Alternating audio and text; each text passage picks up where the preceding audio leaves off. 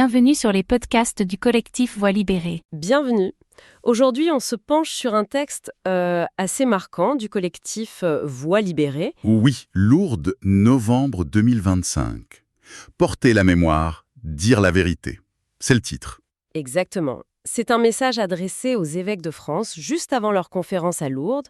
Monseigneur Jordi de Tours est mentionné spécifiquement.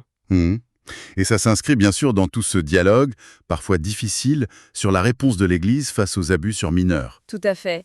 Et la source, c'est important de le noter, ce sont des personnes concernées, y compris des victimes de l'abbé Tartu, des petits chanteurs de Touraine. Oui, ce n'est pas un texte de colère pure, mais plutôt un appel fort à la fidélité.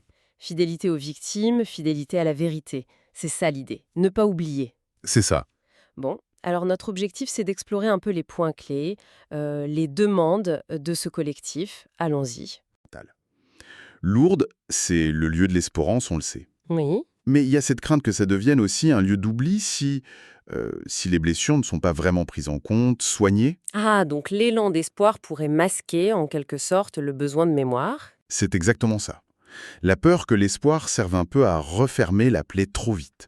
La demande centrale, c'est « s'il vous plaît, ne passons pas à autre chose Et le collectif insiste beaucoup là-dessus. La mémoire, ce n'est pas juste de la com', quoi. ». Non, absolument pas. Il cite d'ailleurs l'exemple de la plaque mémoriale à Tours, dans la basilique Saint-Martin. Oui, comme un geste d'humilité nécessaire. Un modèle, en fait. Et nommer le mal, c'est vu comme une étape vraiment essentielle, incontournable. Et ce qui est fascinant aussi, c'est leur inquiétude très concrète pour l'avenir de l'INIR. L'instance nationale indépendante de reconnaissance et de réparation. Précisément.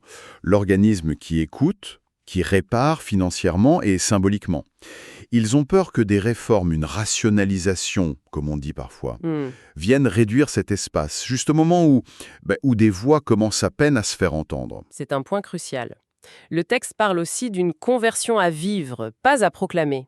Ça, c'est fort. Oui, c'est une critique assez directe, en fait. Ça vise les discours institutionnels, on sent une méfiance, non? Quand on utilise des mots comme prudence, discrétion. Exactement.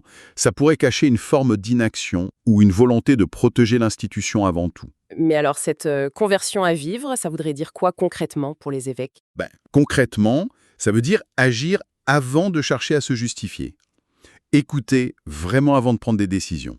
D'accord. Assumer la responsabilité avant de se défendre. C'est une demande pour que l'Église montre sa conversion par des actes, pas juste par des mots. Et c'est là qu'il place un espoir particulier en Monseigneur Jordi, si je comprends bien. Oui, explicitement.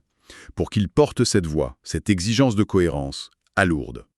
Donc, pour résumer les demandes concrètes, préserver les lieux d'écoute comme l'INIR, Oui, multiplier les gestes de mémoire visibles, comme la plaque de Tours, tout à fait, et des paroles publiques fortes qui reconnaissent la faute sans la minimiser. c'est ça. Le collectif Voix libérée, qui est né à Tours, il le dit bien, ce n'est pas la vengeance qu'il cherche. Non. C'est la vérité et un accompagnement réel. Leur message pour Lourdes, ils le qualifient de chant de justice et d'espérance. Oui, c'est une belle formule. Et il lie la crédibilité future de l'Église, sa fraternité même, à cette capacité de dire « nous avons péché ». Pour eux, la foi ne peut vraiment vivre, respirer que dans la vérité. Alors si on devait retenir l'essentiel de tout ça, Je dirais cet appel très fort à ne pas séparer l'espérance de la mémoire douloureuse. les deux vont ensemble. Oui, indissociable. Et que la conversion, elle doit s'ancrer dans le concret, dans des actes, pas seulement dans des discours. C'est exactement ça. Et le texte finit en citant l'évangile de Jean. La vérité vous rendra libre. Jean 8, 32. Voilà. Et ça soulève une question énorme, pas seulement pour l'Église d'ailleurs. Pour toute institution face à son passé difficile, finalement. Oui. Comment on fait pour honorer une vérité qui fait mal, mais qui est nécessaire pour libérer, tout en se tournant vers l'avenir? Quelle forme ça prend, une mémoire qui guérit sans cacher, qui permet d'avancer sans oublier? C'est toute la question. Une réflexion importante, en effet, sur comment la vérité, même difficile, est présentée comme la seule voie vers une reconstruction authentique. Ce podcast a été produit et réalisé par le collectif Voix libérée. Pour nous écrire, partager ou témoigner, adressez-nous un mail à pecantores37@gmail.com.